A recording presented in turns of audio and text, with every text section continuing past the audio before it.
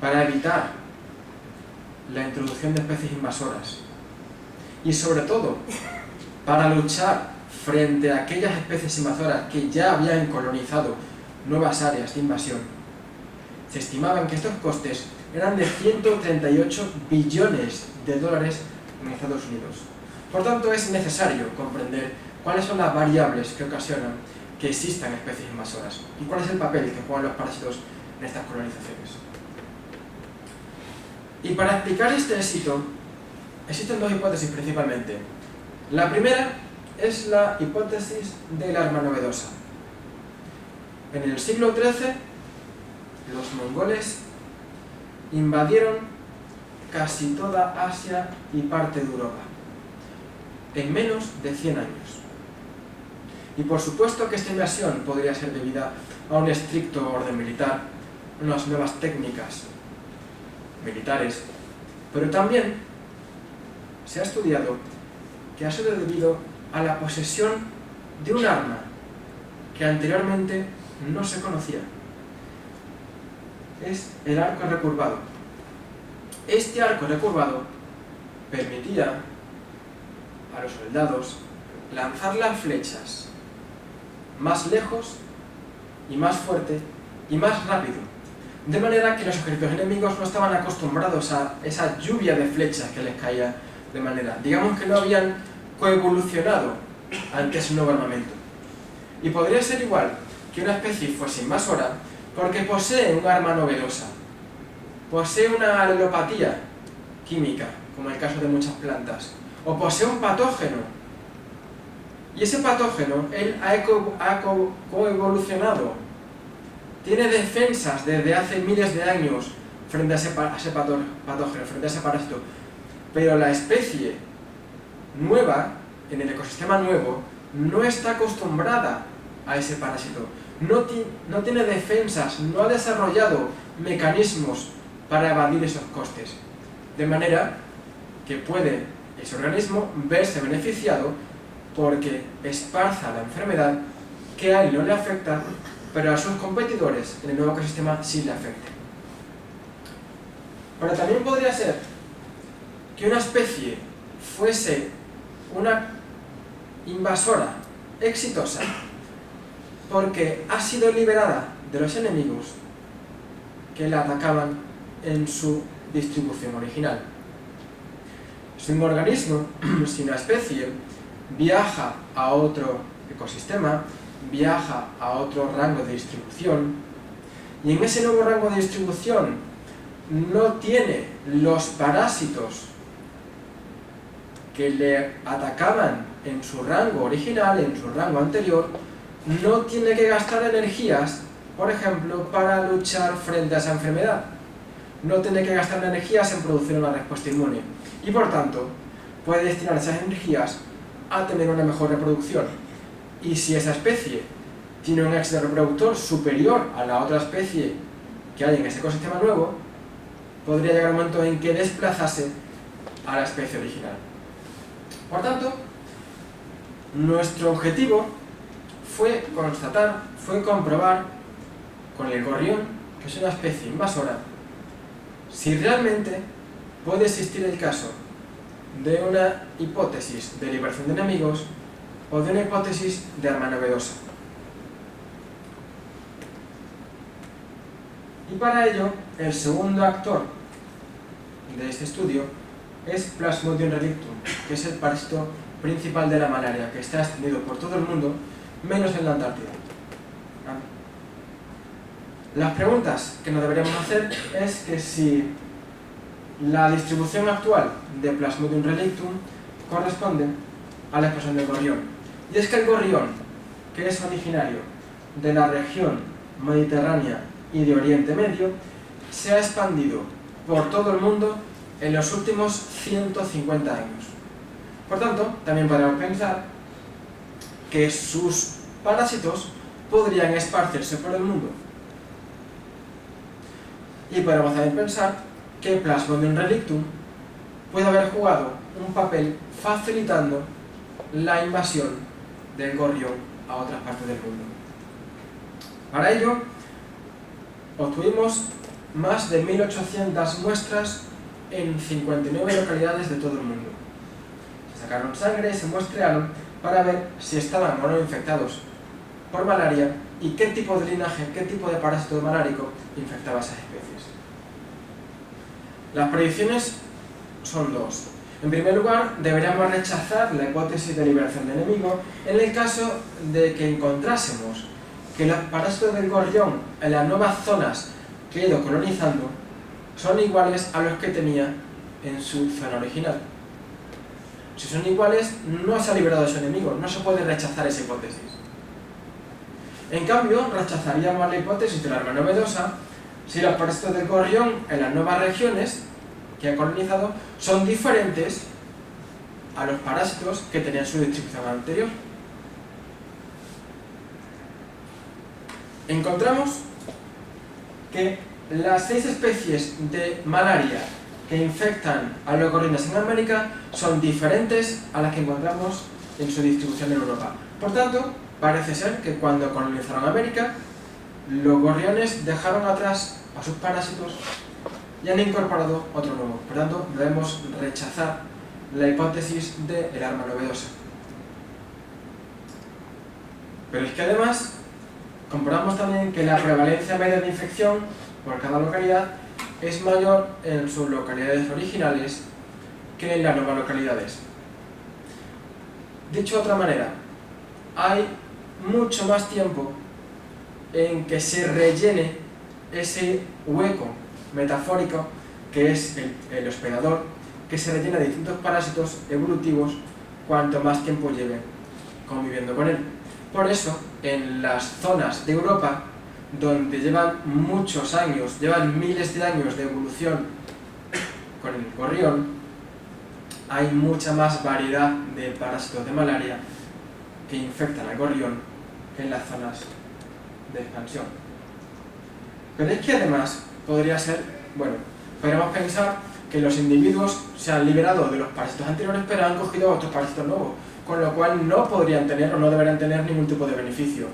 Pero sí tenemos beneficios si tenemos en cuenta que los parásitos que han incorporado nuevos en América son más generalistas y al ser más generalistas son menos virulentos, son menos patógenos. Les proporcionan menos efectos negativos que los parásitos más especialistas.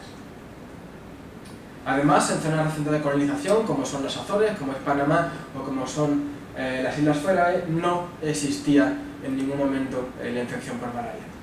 Por tanto, la conclusión es que teniendo menos parásitos, siendo además menos diversos y menos virulentos, esto ha facilitado la dispersión a los nuevos continentes. De manera que podemos decir que los parásitos juegan un papel importante en la colonización de las especies, de acuerdo con la predicción que teníamos anteriormente de la liberación de enemigos.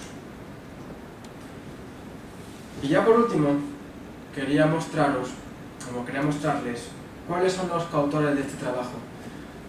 Y es, siguiendo el principio holístico de Aristóteles, que decía que el todo es mucho más que la suma de las partes, este tipo de estudios no sería posible sin la colaboración de muchos científicos diferentes que cada uno de nosotros aportamos nuestro pequeño grano de arena.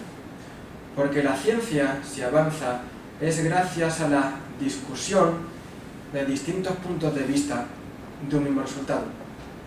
Por eso, ahora les agradezco su atención y es el momento de que la ciencia avance con su participación. Muchísimas gracias por todo. Gracias, Alfonso, por la amplia conferencia. Gracias por la amplia conferencia, Alfonso. Quiero preguntarte simplemente lo siguiente, y yo he preguntado más tarde. Dicen más o menos la idea de que la malaria, diríamos, va algo importante en el cambio climático. Bueno, entonces de enero siempre, que cuando se habla de cambio climático nunca se menciona la malaria de Miláncolis. El área tolerante es elíptica, pero también llega a ser un monto circular. Y evidentemente esto hace, diríamos, una especie de dispersión incluso de especies, porque cambia de climatología radicalmente en el planeta. ¿Qué te parece esto? Es difícil responder a esa cuestión porque no tengo la certeza para verlo, pero sí es verdad que posiblemente tenga mucho que ver una cosa con la otra, la dispersión de las especies con el hecho de la forma. Es que incluso, por ejemplo, Carl Sagan, creo que muy conocido, pues además de ser astrónomo era biólogo. Entonces lanzó en aquel momento una hipótesis que la NASA archivó por peligrosa, estamos siempre con la censura. Y era lo siguiente, que la extinción de los dinosaurios no se dio tanto a un impacto de meteoro, sino simplemente a lo que tú hablas, de una infección, digamos, por parásitos. ¿No? ¿Qué podría ser? Sí, pero ahí surge una duda. Es que los dinosaurios como tal no es una son lagartos. Sí, claro, pero los dinosaurios como tal están más emparentados con las aves que con los reptiles. Y aunque nosotros llamamos dinosaurios a un grupo genérico, realmente ese grupo es muy diverso. Y posiblemente fuese debido al impacto del meteorito, o fuese debido a un cambio producido por ese impacto, o incluso puede ser debido a que todos esos efectos de manera conjunta provocasen una pérdida de hábitat y una mayor facilidad para la dispersión de enfermedades. Incluso he oído también hablar de la panspermia, de que ese meteorito trajese una enfermedad de fuera de nuestro sistema solar y que fuese posible que esa enfermedad causase. Bueno, es que hay un estudio por ahí de un paleontólogo que creo que se llama Harris, que dice más o menos que, por ejemplo, la Ichthyornis es descendiente último de la arqueología litográfica, que digamos que se modificó genéticamente, perdió la capacidad digamos, de volar y fue debido a parásitos. No lo sé, simplemente... Eso, sí, pero eso contradice la selección natural de adaptación. Eso es más, en ese sentido sería que hubiese provocado un cambio en vez de una adaptación. Me resulta un poco difícil de creer esa teoría de Harris, pero bueno, es otra más. Puede ser. Profesor Marzal, me ha llamado poderosamente la atención esa afirmación que dice usted que las mujeres prefieren los hombres con pelo en el cuerpo, pelo en el pecho y en el estómago, dado que la especie humana está perdiendo el pelo y hay razas como la raza negra que prácticamente no tiene pelo en el cuerpo. Eso parece que va contra la evolución de la especie. ¿Es una hipótesis o está demostrado?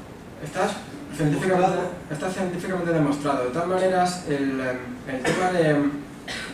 Tenemos que pensar en la perspectiva evolutiva de miles de años. Estamos perdiendo el pelo, le dice, pero no pensemos en la selección de la mujer en los últimos 20 o 30 años.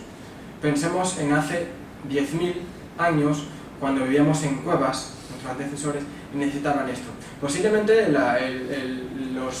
nuestros antecesores que salieron de África y colonizaron las zonas de Asia y las zonas de Europa, sí vivían en cuevas, y ese hombre de Cro-Magnon, que se ha visto después de este Homo sapiens, sí tenía pelo en el cuerpo, comprobado. Entonces, el hecho de que la raza negra no tenga pelo en el cuerpo es una forma más de diversificación, y posiblemente tenga que ver con otra cosa, porque es que no solamente tenga que ver con la selección sexual, sino también tiene que ver con la selección natural.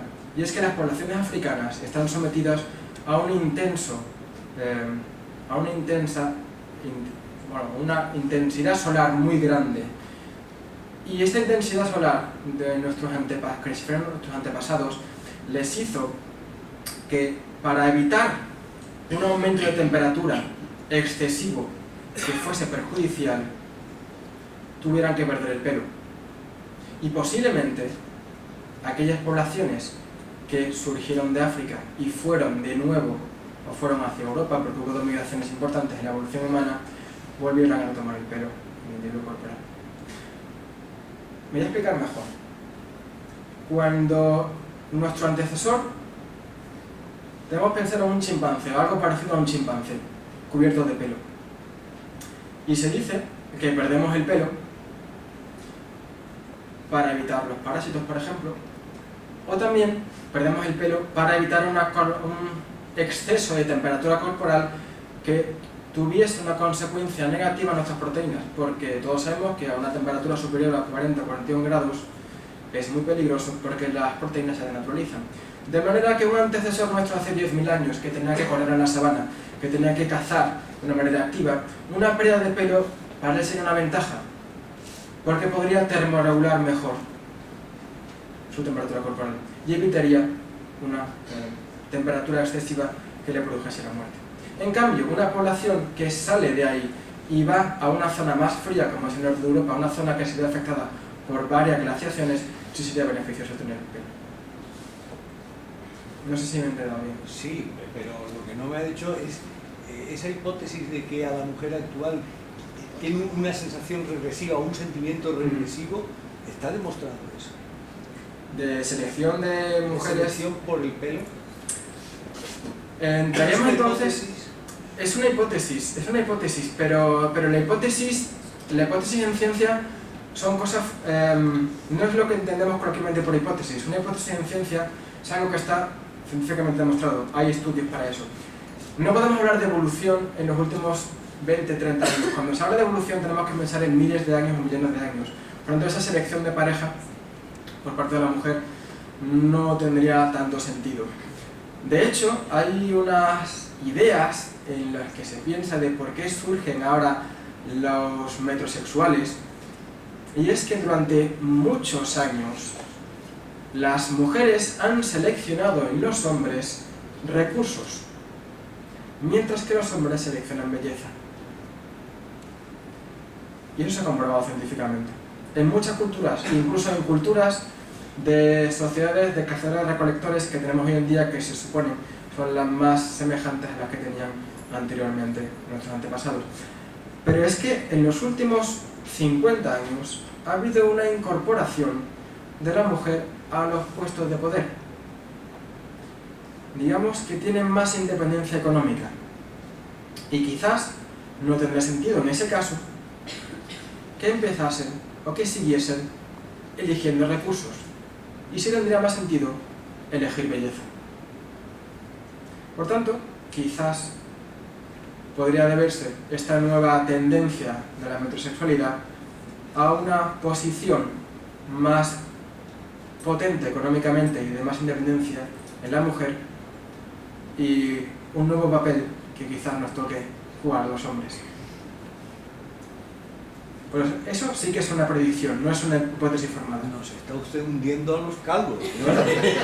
Pues no, pero es que el calvo es un exceso de testosterona. Y el calvo, la testosterona es la hormona masculina, de manera que el hombre calvo es un hombre, digamos que su masculinidad reluce en la calva.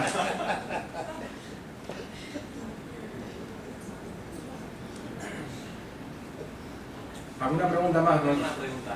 Es sobre el comentario que has dicho de que los parásitos pueden modificar el comportamiento de algunas especies, el ejemplo de las hormigas. ¿No podría ser que se autoinmolaran para no transmitir la enfermedad a los demás miembros de la población?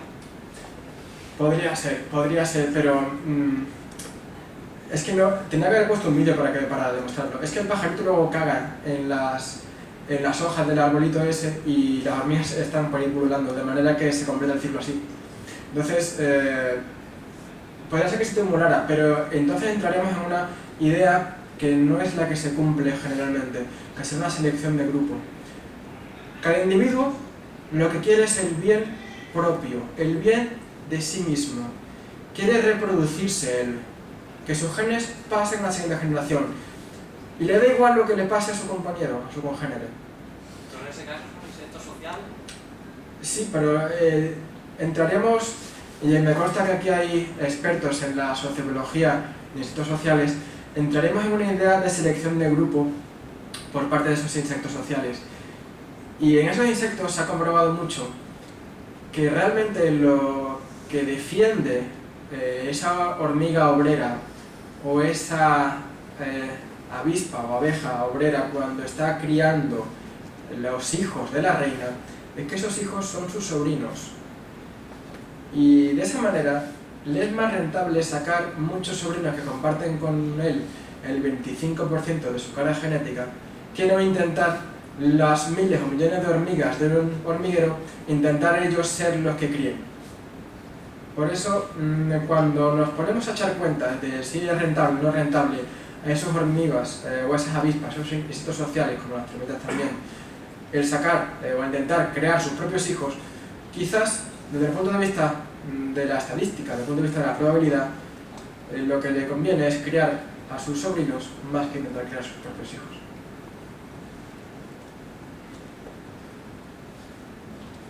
Más cuestiones que queramos debatir. Perdón, no quiero debatir nada. Es que tocó de pasada un tema que Bill Gates no quería apoyar en los estudios de biología y sí los de parapsicología, y lo ha tocado, pero no es una broma simplemente que en el Office 97-2003 la palabra parasitología no aparecía. Entonces era muy extraño cuando se escribe en Word la palabra parasitología o en inglés parasitology, automáticamente te lo detectaba como un error y te decía que quizás quiso decir parapsicología, ¿no? Y nos resultaba a los parasitólogos, a los que llamamos parasitología, estaba muy extraño que sí el Word reconociese la parapsicología, que no es ni ciencia, y no reconociese la parasitología, que es una ciencia informada.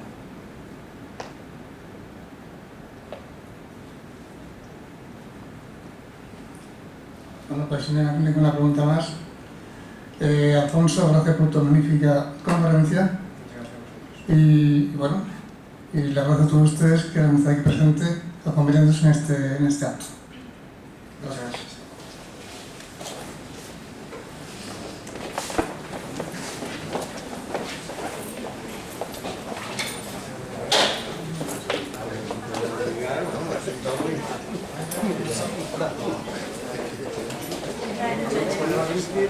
Gracias.